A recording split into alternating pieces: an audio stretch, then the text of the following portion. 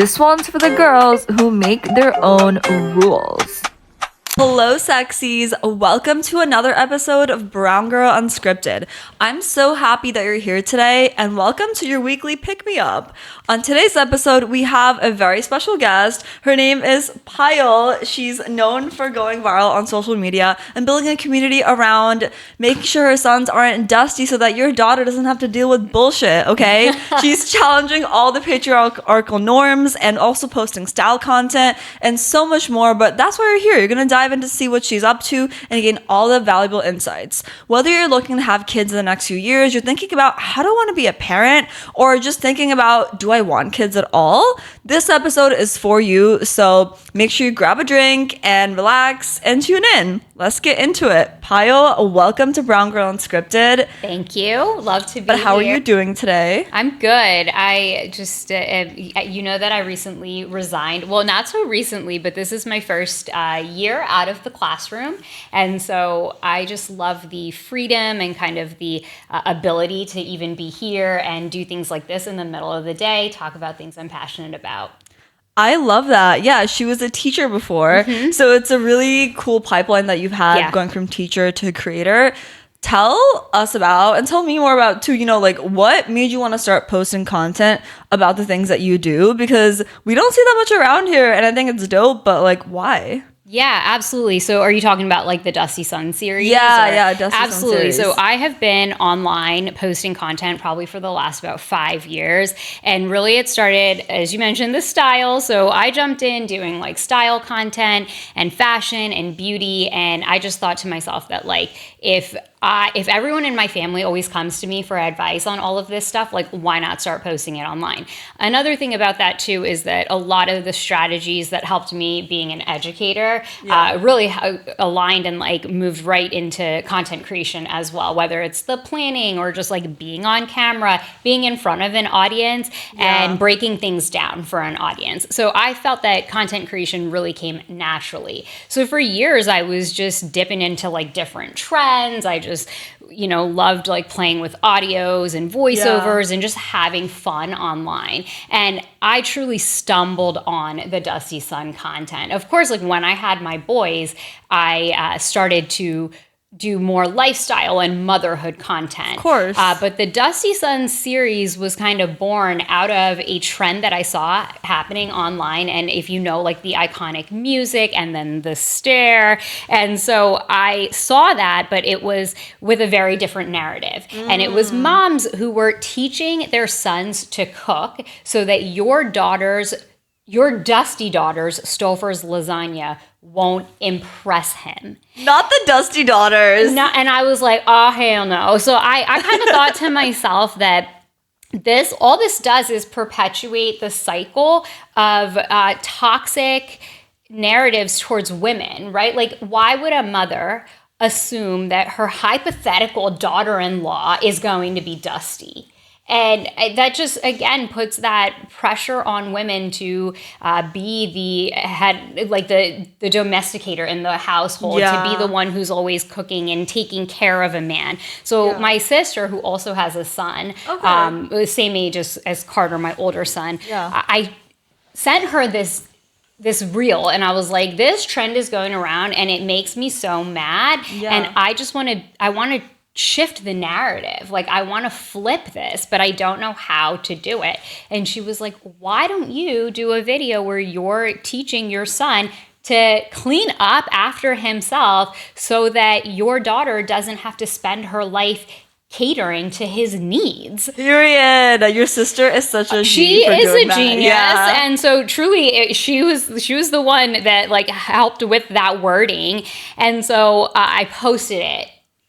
And it went viral like overnight. Instagram, it was like mega viral. TikTok, YouTube. I noticed like first on Instagram, that's like my main platform. And so it started gaining traction like immediately. Then I hit TikTok and then YouTube. And I was like, okay, there's something here. And I'm also one, and I think that if you're on social media, you pay attention to the way that your audience engages with your content. And when something really hits, you know that that's a topic that you need to talk more about. Of course. So I was like, all right, we got something doing here? And I really right in that moment, I was like, I guess that my husband and I, like the way that we're raising our boys really does challenge what we grew up with, patriarchal values.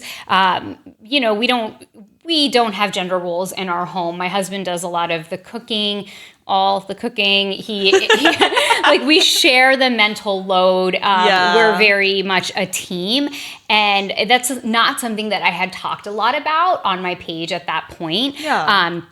But I knew that there was a lot to share. And so I started throwing out videos every single day using the same trend with the same stare, but now I was sharing what I was teaching the boys, be it the domestic tasks or really like their social emotional wellness and learning. And that's my educator side too. So I had a lot of strategies and things that I was utilizing with them.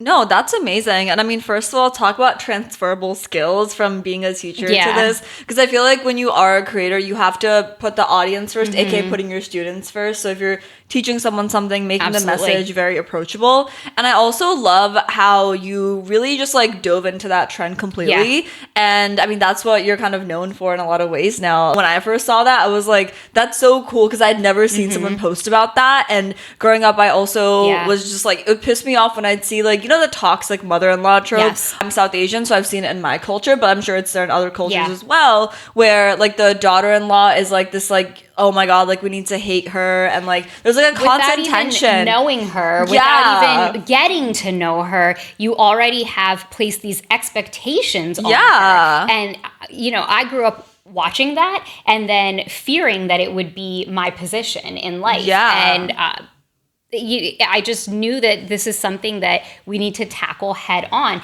because it's not how I feel about my boys and their future partners whatsoever. And so I knew that this is kind of a way to be able to challenge that narrative. Yeah, no, I think it's also funny, like, how you're challenging it, because I've seen a lot of content around, like, toxic boy moms on Instagram. Like, I mean, sure, that's where you saw that initial piece of content where it's, like when you have, like, a boy, it's, like, you're kind of, like, having this enmeshed relationship with them that's, like, they don't think it's super unhealthy, but it's like you're seeing them as like you're not happy in your relationship, so like they're like your like mini husband almost.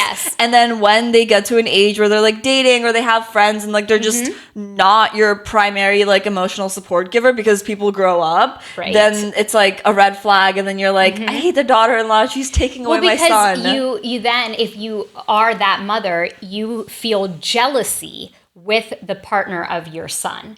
Which is very odd to me. Why would you feel jealousy? How are you and your son's partner on the same playing field level? You don't play the same role in their life. So why would envy come out of that? Absolutely. Like, one of the things that I see about toxic boy moms that's like just so cringy is my son is my slowest heartbreak. What? I think I've seen that. What does that even mean? I don't get it. What does that even mean? But it's really, it's really gross. It's really interesting. Like, I wonder how that even starts. But these people are also in their own relationships. Like, how would you like it if your mother-in-law was like, oh my god, I like actually hate you and you're taking away my son, and then it's like they just accept that. Like, I would, Well, and I also think that where does it stem from? It's as you kind of said, that it starts with the parents not having a loving relationship, or if that mother is not getting the satisfaction from her husband being seen, being heard, being valued by her partner, then she looks for it in her son. And instead, listen, you don't always have a partner who values you. Understandable. But then, like, you really need to look inwards to figure out your own healing. And I think that our generation and your generation, like, there's such a priority on our own healing. And that's a big part of my content too, because you have to face your own biases. I have to face my own internalized misogyny. And it's not my fault that that's part of me. It is largely my upbringing, my culture, everything that I have seen and known to be the norm, that now in my as a mother, I'm realizing, no, that didn't benefit me. It's not going to benefit my sons. Yeah. So. Yeah, that's really interesting. And I think a lot of it is unlearning those things that we see, rather than like a lot of it is healing, but also you're just like, I feel like we all have internalized misogyny. Like I used to think I was like such a feminist, and I definitely am, but I think like through healing and unlearning things and just focusing on myself, I realized that like I would be such a pick-me at times. Like I'll say it like up front, I used to be a pick-me, and I didn't realize that I was doing that, but I would just like put like male validation at the front without realizing it. And then when I started to like focus more on self-development, I realized like, oh my God, like this is cringe. Like, let's not do this, you know? Yeah. But it takes that step of even being exposed to someone, or like that, I don't know, even like therapy, whatever you do to work on yourself. Sure. So it's definitely really great that you've like taken it to like a different level, even making content about it. And I'm super curious to hear like, how do your sons feel about the content? Like they're on social media and everything. So when you first started making it about style content, etc., that's great. But then now they're in it. Like how do they tell you about like how they feel about the content? Like what do they think? Absolutely. And this is a question that comes up often because they are 4 and 9. So specifically my 9-year-old, you know, there are many times where he's like, I don't want to do that video. And I'm like, cool, okay. I may have the idea. If he doesn't want to participate in it, that's okay. I love that. And so I really do give them choice. They are, so I have an LLC, and so they're like paid employees. And I think that that's like a big thing when it comes to like family vlogging or when kids are online. I like to ensure that, you know, that I'm being fair to them in the best way that I can. But they definitely have choice in being participants in the videos. Yeah, I love that. What do they say about it though? Like, do they have they expressed how they feel about like videos, etc., or like even just the things you talk about? I think it's like how you're teaching them and all that. So when you are teaching them about these things, or saying like, hey, like, you know, for example, the one video you have about girls being on their period, and it's like nice when whether it's your friend, boyfriend, husband, whatever, like he's there for you, and he's like, hey, like you're having a rough day, like I'll take over XYZ, or I'll get you flowers, chocolates, whatever. Like how do they respond when you tell them stuff like that? So, you know, just as with teaching, okay, you teach a lesson and you don't really see the light bulb go off or the learning until after. Yeah. And so like in the same way, we'll talk about the lesson, we'll, you know, shoot the video or whatever. And then later, like there will be moments where I'm like, wow, that really sunk in. And I'll give you an example. So of course we've like done the videos on menstruation and talked about it, and we read books, and I've even like written scripts and things like that for other parents to be able to use, because this is, of course, a taboo topic that hasn't been addressed, and a lot of people feel uncomfortable about talking to young boys about it, right? This usually is something that you only talk to girls about, but how do you build empathy? How do you build understanding? And truly, it is basic biology, so like, why are we so afraid to talk to children about this? 100%. But nonetheless, the other day, I wasn't feeling well, and I think it was just like common cold kind of thing, but I was laying down, and my little one, my 4-year-old, comes up to me and he goes, "Are you getting your period?"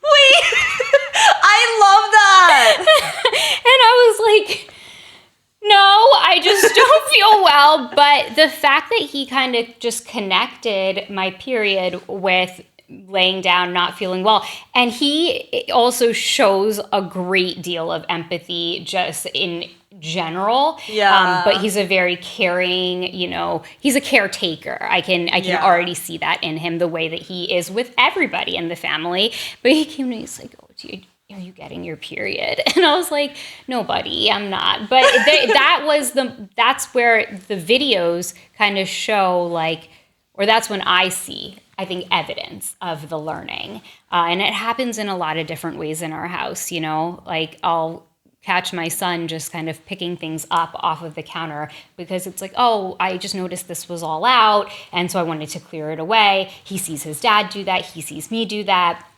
And, you know, so it's like these values that all of a sudden like are in action in our house. Yeah, I mean, I think that brings us back to the topic of representation. Like, Yeah. they see you doing that, and it's like, oh, this is normal.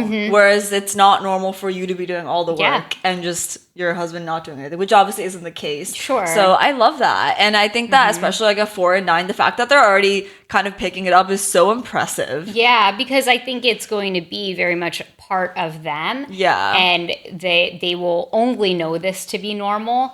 So they'll, repeat it in their life, and they'll look for it in a partner, and they'll be able to have that equity in their homes, 100%. I think there's also another side to it. I think we briefly touched about it when we initially connected, where like, I think at times, like, we have this sense of equity, equality, Yes. of course, between like things being split and household wise, relationship wise, everything. But then there's a lot of conversations we also see on social media about where it kind of attacks the guy, right? Where it's like a little bit of like on the other side, kind of being like, oh, like if he doesn't do X, Y, and Z, where it's like, it's not fair to the guy at that point. So for you as their mom, how do you, what's your viewpoint on those sort of things, and how do you kind of teach them like it's also okay to like, yeah, it's good to care for the woman in your life, but like you also need to stand up for yourself. And I know we've briefly touched on that. So like, how do you feel about that? What's your take on that? Well, I think that the way that I look at it is that I want them to know and have felt so much love from us, love and respect from us, that when they don't receive that from someone in their life, they will be able to spot it. It's like abnormal. Yeah, exactly. Like they will know that they are not being loved and respected. And because a partnership comes from both sides. Of course. And so to be able to recognize that I'm doing my part, but I'm also looking for somebody else to do the same. Yeah. And so I want them to be able to recognize that. Like, yes, of course, pour love and caring into your partner, but then also know what it feels like to receive that and expect to receive that as well. Yeah, no, that's so real. I think that needs to be talked about more too, because we see a lot of content that's like tipped on either extreme. And I think that like that's a great topic to even dive into about like, how do we come to a point where it's like, it's actually like equal in not equal, I guess, because obviously like men and women are different, so it's like more equity based. But I will say it's great that you are showing them that sense of like love and respect. So it's like, it's not even a thing of like, oh, you need to stand up for yourself. It's like, oh, like this is normal, and anything that isn't this, like screw that. Exactly. And I think that's why I so much take issue when men feel so attacked by my content, because it's so true. I'm like, why are you attacked by it when all I'm trying to do is in fact challenge patriarchal values that do not benefit men.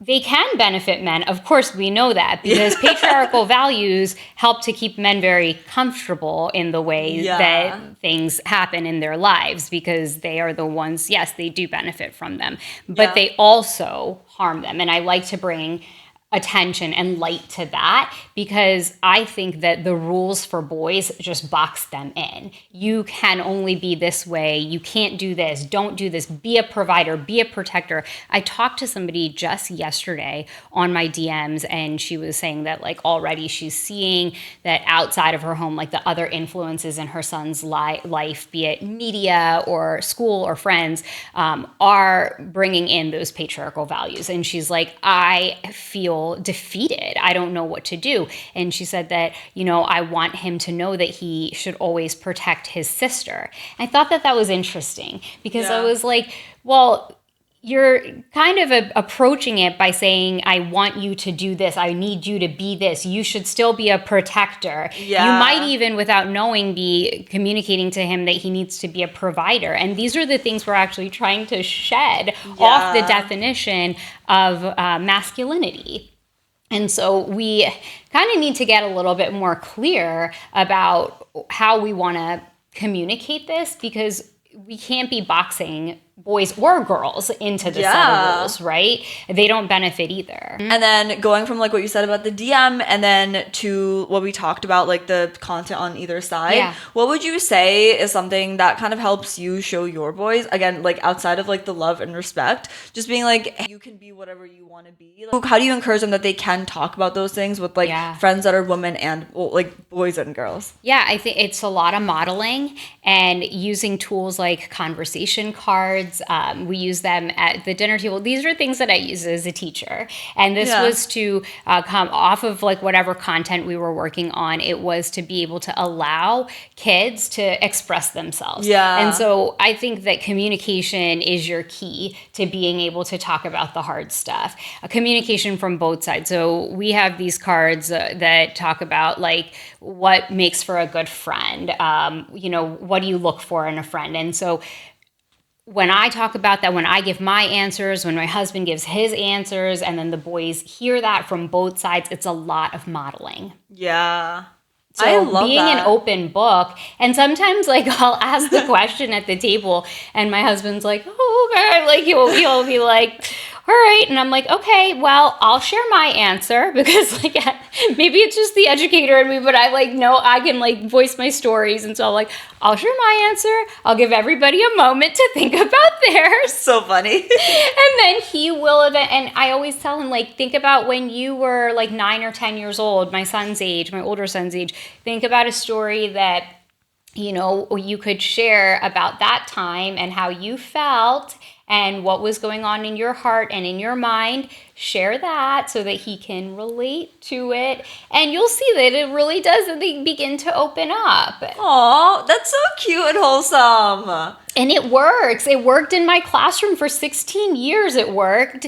It works with my own kids, and you can kind of get like either question cards or if you can come up with your own. But I just think that at the root of it, like that conversation is important because it helps you to dive into the hard stuff. No, that's so important. And that's why men who do comment in the men who do comment piss me off as well, because like they're just I get comments like that too, where they're just like hating on me and telling me, oh, like you're gonna be single by the time you're like in your 30s, and it's like, oh yeah, I don't want to be with someone like you. Clearly you're not the role model. But also, like, why is the worst thing in the world to be single? That's also like, true. Why is it the worst thing ever to remain single? Like, maybe again, when you talk about choice, maybe that's a choice. Yeah. Or maybe you're not willing to settle until you find somebody who aligns with you. And I think that that's great. Like, and if that does lead to being single, then that might be okay. Yeah. Like, everyone's getting a lot more comfortable with that. No, that's so true. That's so true. Yeah. Cause like the dating market is like so like on and off. And like I even saw a stat from Forbes recently. It was saying how by 2040, 45% of women are going to be single. Yeah. And like, yeah. And here's the thing. I can speak for my household, and then also in my community that I have a lot of parents who are also raising their sons and daughters in the same way, right? So as we move forward, we have much more of a focus on raising our kids to be independent and strong and just good humans. Yeah. And I'll tell you, my only goal in my life is not for my boys to meet a partner and have families. Like, that's not, if it happens for them and they are satisfied and happy and content in that decision, fine. Absolutely. Love it. I'll embrace it. But when I look at our future, that's not the thing that will fulfill our lives. I think that that's very different than our parents' generation. Oh my God, yeah. I think it's actually the opposite. It's the polar opposite. When I say that, I know I'm probably going to get comments to say that, like, well, you're not good. Then, like, what happens if your children don't have children? What happens? I'm just so focused on them having a fulfilling life that I don't know if that for them does it mean having kids. I don't know if that means that, like, they clearly can't answer that right now, right? Of course, yeah. But I know that there's more to life than also having children. I love what you mentioned about generational trauma. What is it like for you as a cycle breaker? Because I'm the cycle breaker in my family. Yeah. And I feel like it's fucking hard.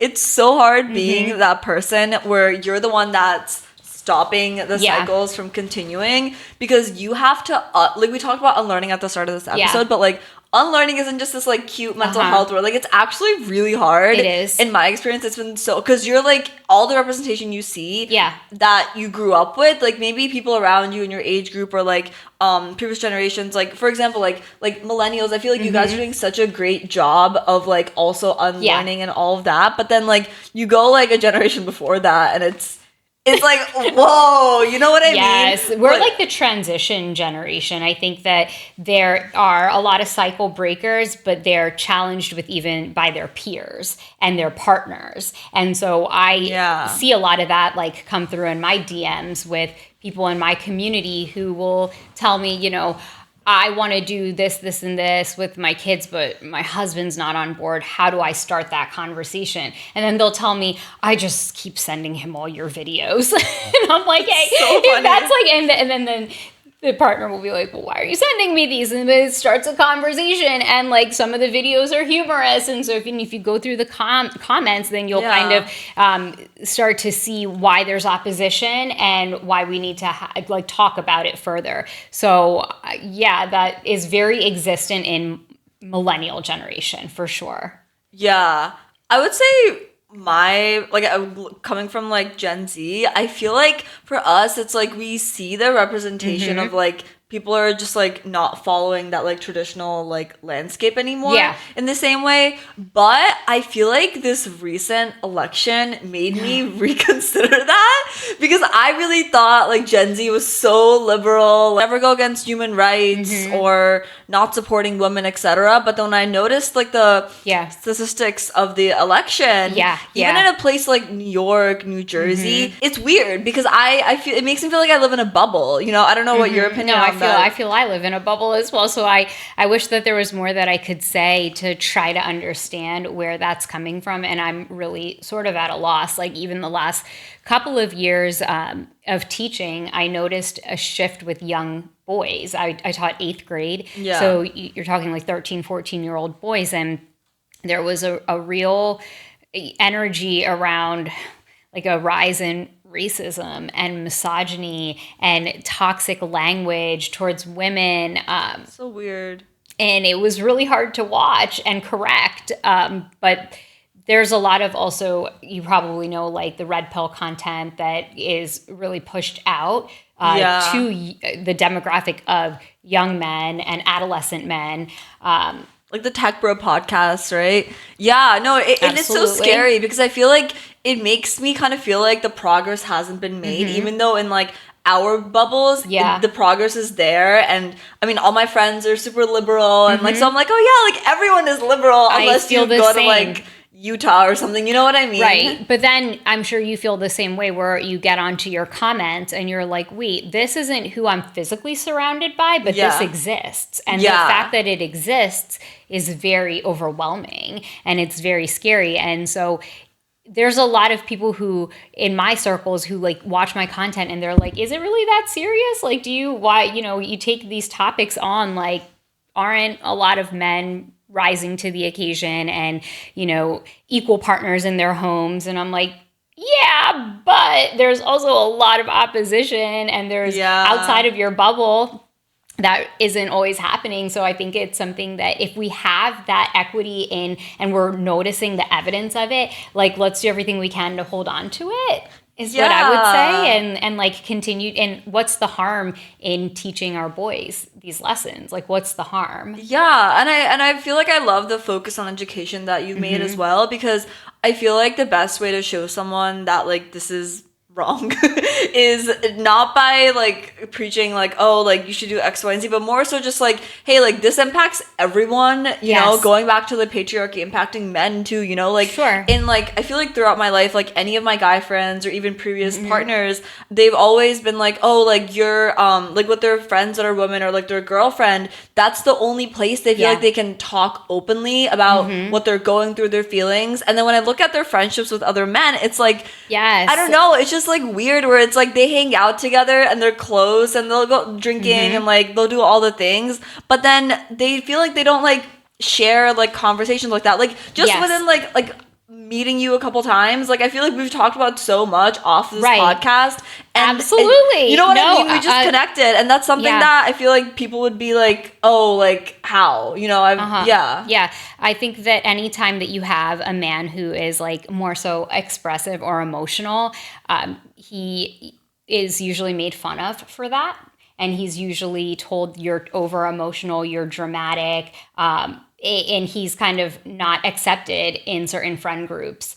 And so, what a problem, right? Like, when you see that aspect in a man, it's like, oh, he just gets along with women more. Or he's just more in tune with himself, and maybe we would like to see that in more men.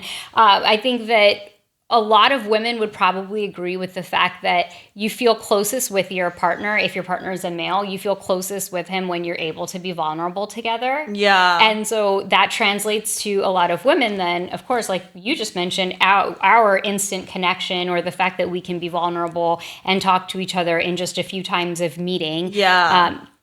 I think men need to find that, and they crave it and they want it.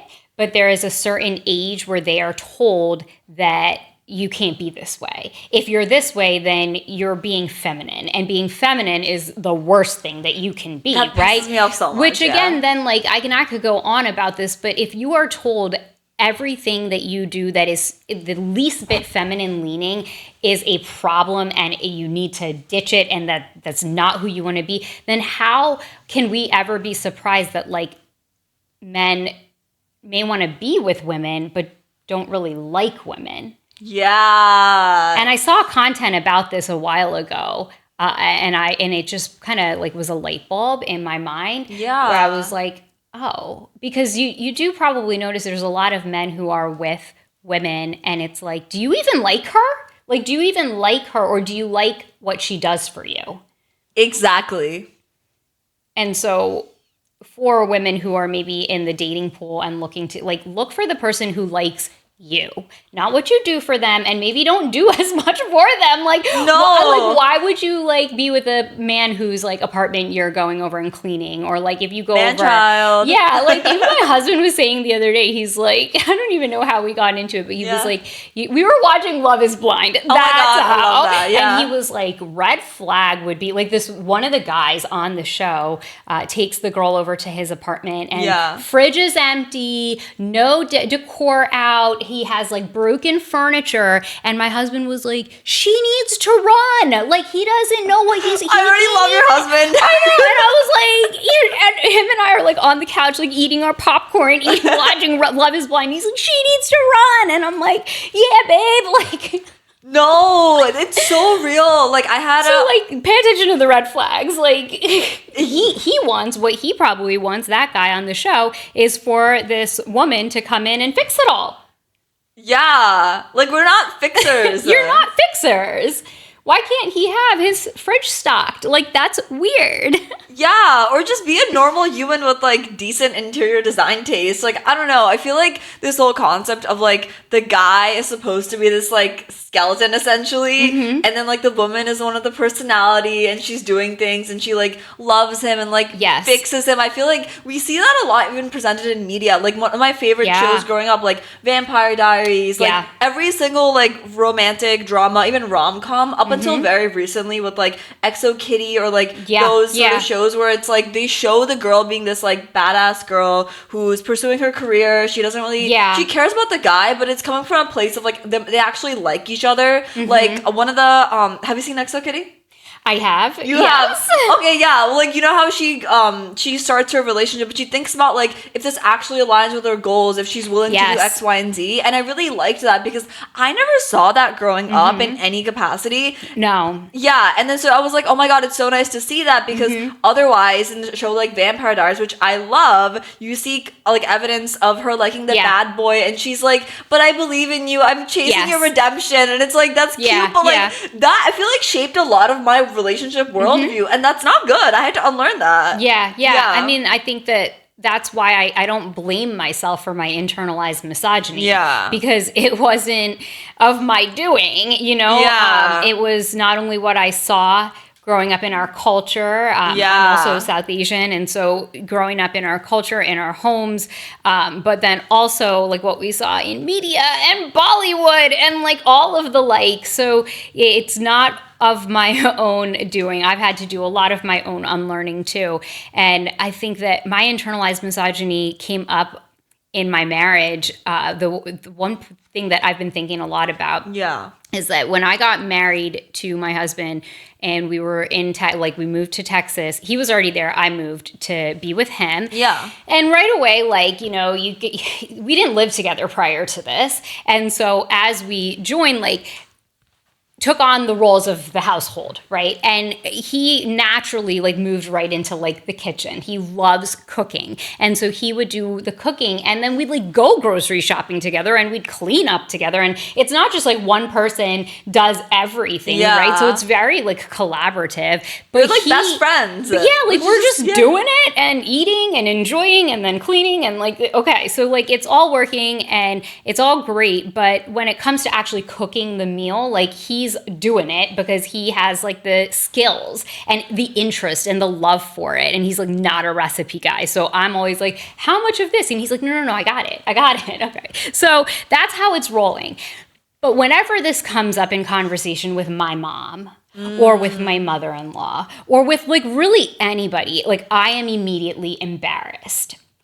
We had my in-laws over at our apartment and I made him tell them that I cooked the lasagna when I didn't. And I told him, I was like, can you just, like, when they come over, can you just say that I made it? And he was like, yeah, that's fine. I like, that's okay if that makes you feel better. He like was like, I just want you to feel comfortable. But that's how deep my internalized misogyny was, I believe, because I was ashamed that this wasn't I was almost like mad at him for taking over my role, what I knew to be my role. Yeah. And I was like, but I don't even want to do that. I don't like cooking. Yeah. So I would do it from a place of like, I trudged through it. It was all really interesting. And it didn't take me until like almost very recently to look back on all of that and be like, wow, now I'm so proud about it.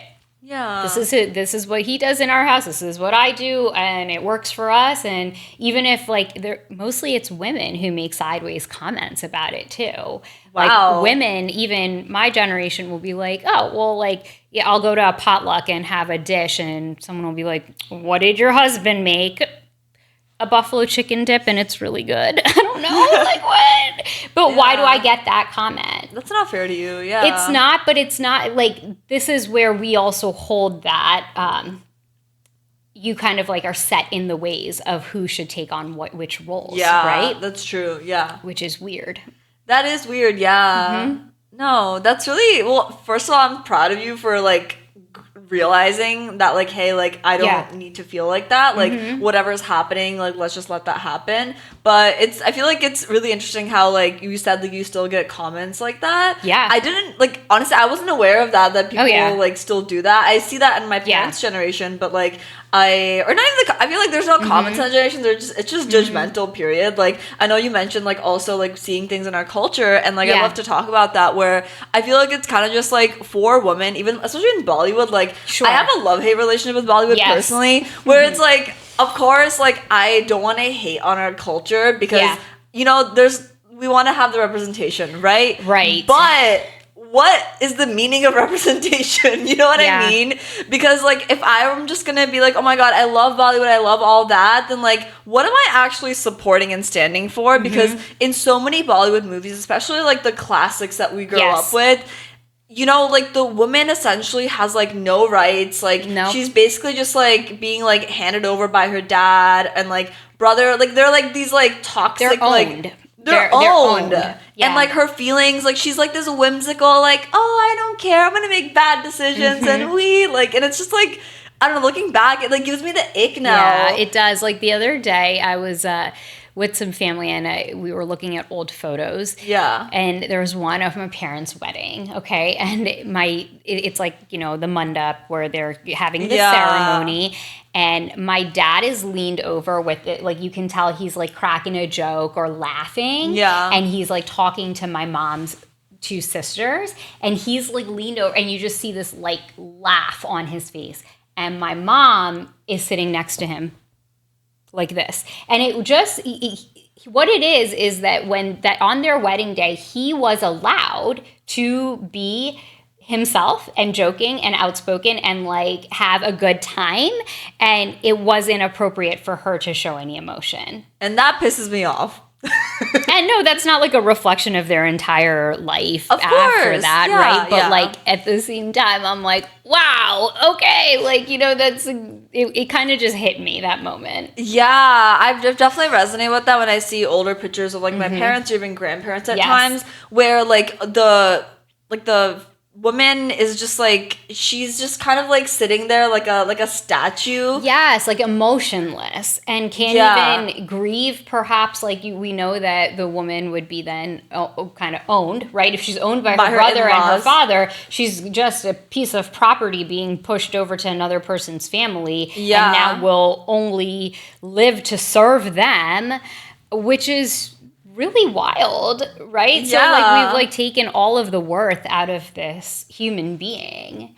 And I did some content just last week. I'm sure you saw that woman who was dragged out of the town hall meeting, okay? Yeah. And so I was just kind of talking about how like when these things happen in media or in life, like to women, it really bothers me that men, even the good ones, even the men who are living largely in opposition to the patriarchy, they don't live their lives through patriarchal norms and they don't uphold that in their own households, but they also are not outspoken about this incident.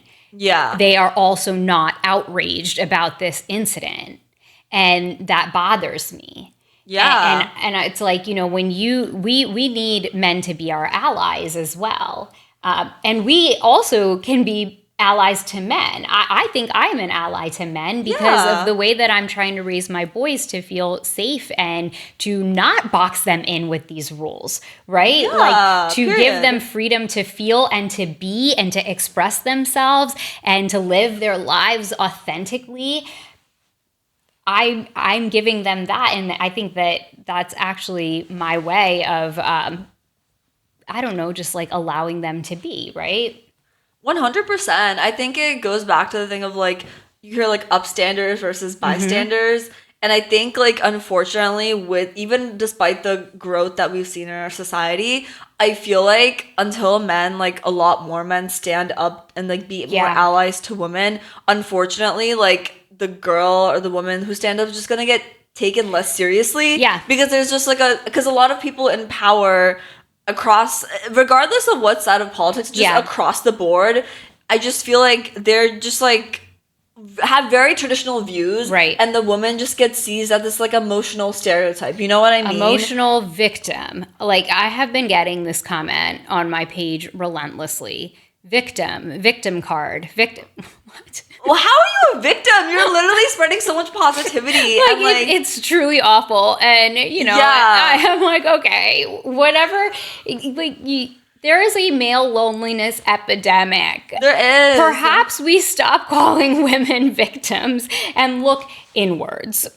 No, 100%. And I think, unfortunately, like, I feel like until men start to also talk about this, which I feel like, again, like, we're starting to see more of, men aren't going to respect other men. Like, you know what I mean? In the sense, like I'll give you an example, which is a little bit unrelated, but kind of goes back to this. Like, back in college, I was going to the grocery store, actually at Temple. We went to a fresh grocer. Okay. Yeah, it was my roommate at the time and then one of our, like, best guy friends. And he goes inside and we're just, like, walking, like, a little bit behind because we looked at something. And then he goes inside and there's just some guy standing there, like, and he was like, oh, like, do you have a boyfriend? He's like hitting on me and stuff like that. And then my friend comes back and he's like, oh, like, where'd you guys go? Because he just realized he was walking alone. And we're like, oh, we're here. And then the guy asks my friend, he's like, oh, like, is that your girlfriend? And he's like, no, but like, we're like best friends. Like they're gonna go. Because he's obviously saw the vibe was off. And immediately that guy just like respected his no so much more than he respected me like turning away.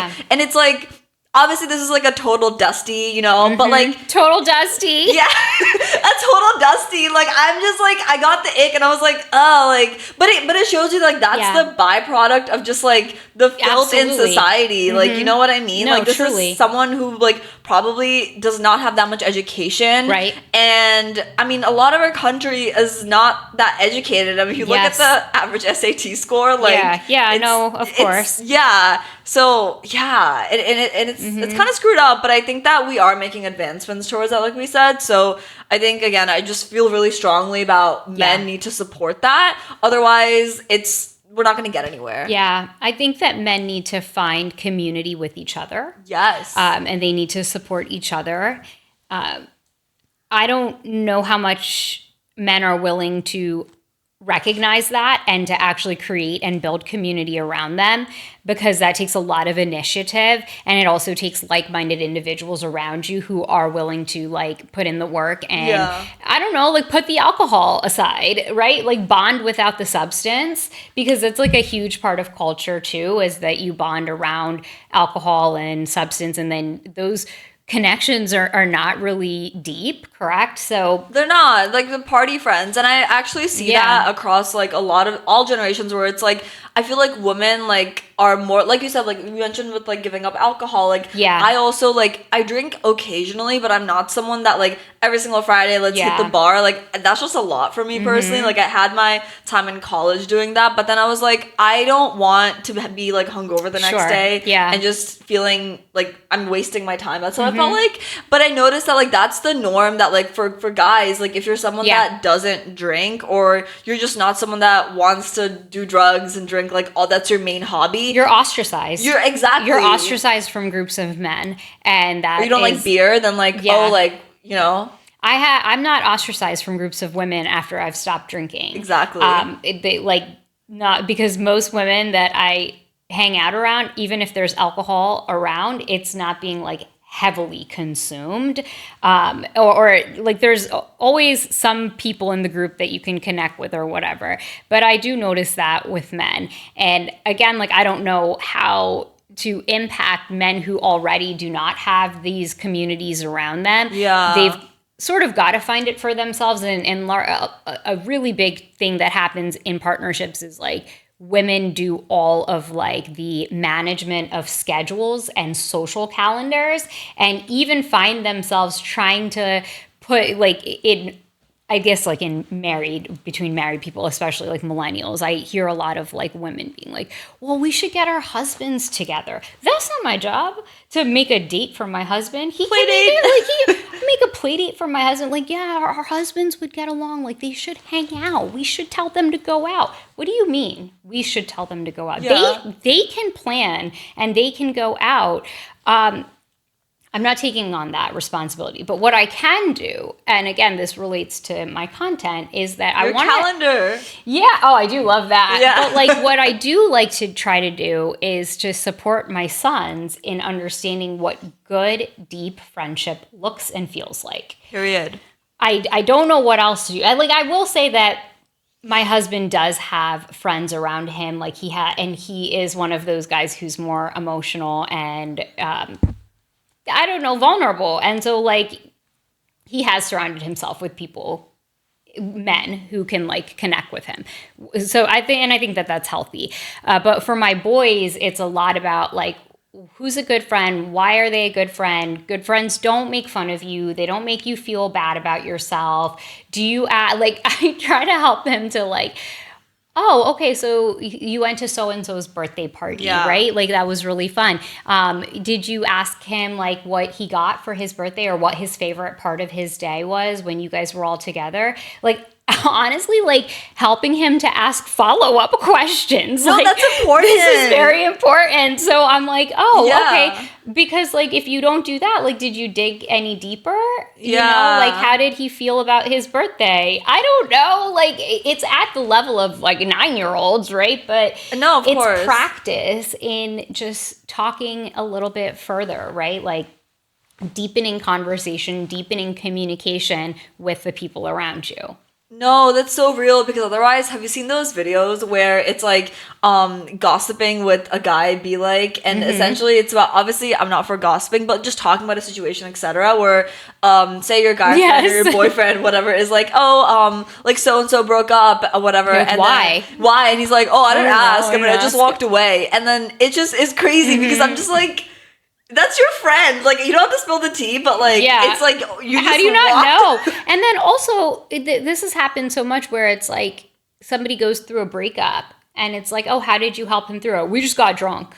I hate that because I really think that getting drunk is like the worst. I mean, it's nice to have that helped your friend escape, right? Yeah. Even the worst is like we have experienced like friends' parents pass, which is like a very hard thing to go through. Of course. If the only way you're supporting your friend is by pulling out a bottle, come on now. Like, or rolling them a joint. Yeah.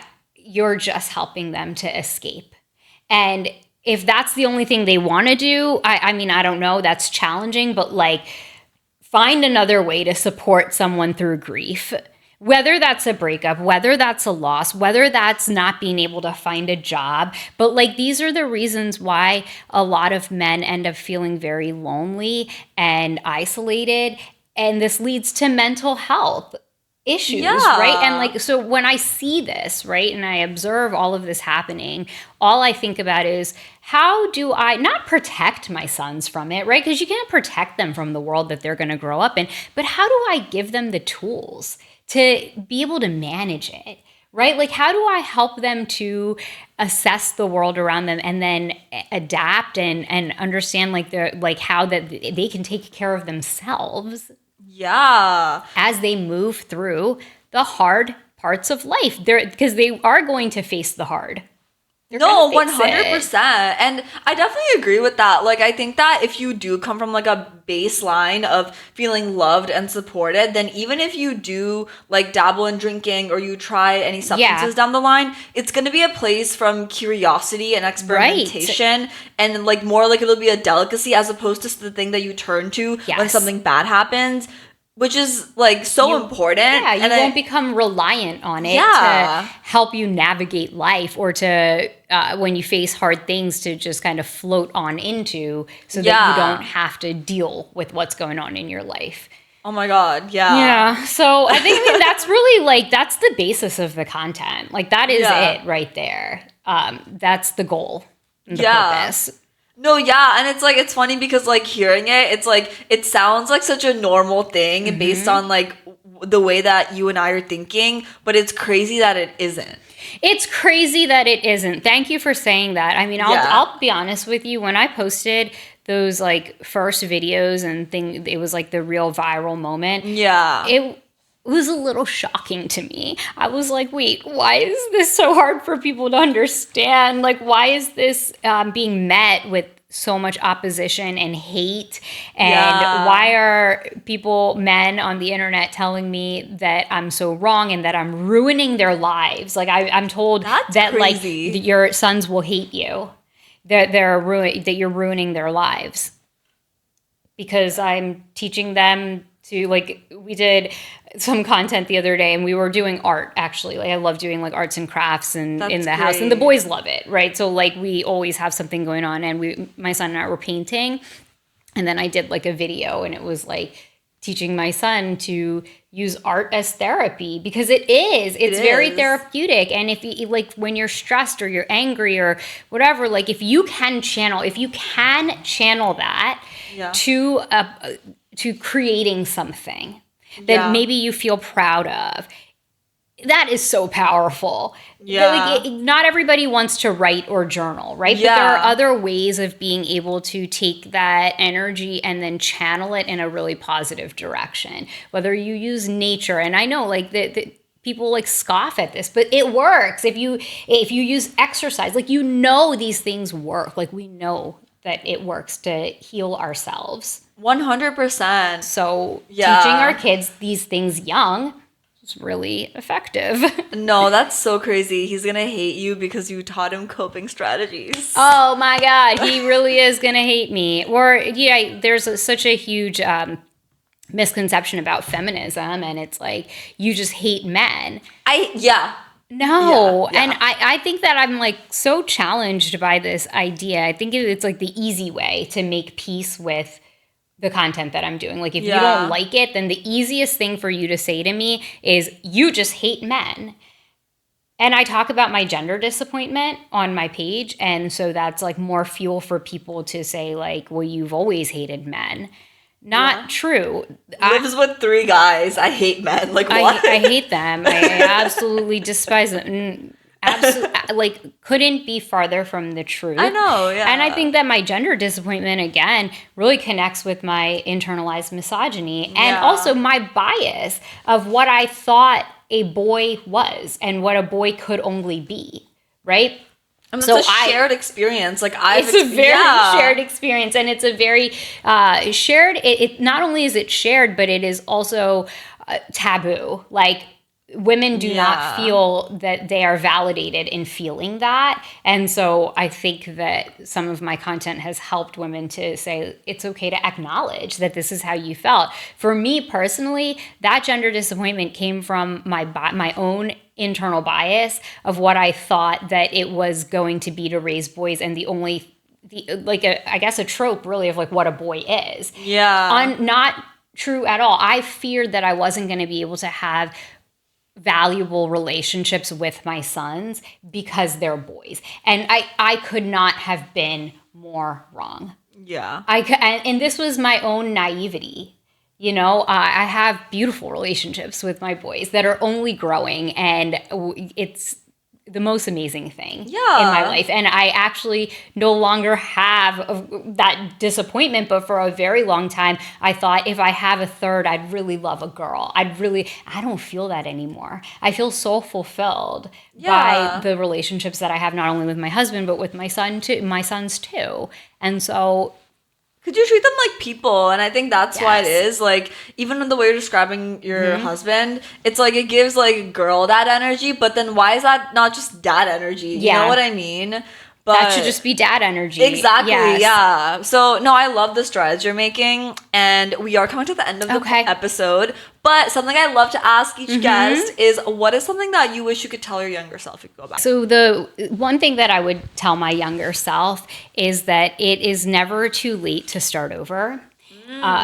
And that really relates to the huge career shift that I made after 16 years of teaching, taking on content creation full time, and allowing to trust myself and know that wherever the next step takes me, like whatever I've done previously has prepared me for it, and to lean into that. So it's never too late to switch gears, to start over, I wouldn't even say it's starting over, because truly I'm using everything that I knew before and my experience that has brought me here. Period. No, I 100% agree with that. And if you're listening to this, and if you're thinking about starting that business or pursuing content creation, or even if you want to go to law school or med school randomly, go and do it, because life is so short, and she's a living example of you can just do anything. Yeah. So, yeah. Thank you so much for coming on. Thank you. I loved having you on. I loved our conversation. Definitely want to have you on again in the future. Would love that. Yes. So guys, expect to see her again. But in the meantime, thank you guys for watching. Thank you for being here as well. Make sure you smash the subscribe button, because I want to see you guys on here every single week. And make sure you follow up with the bite-sized content that I post as well. I love you, and I'll see you in the next one. Bye.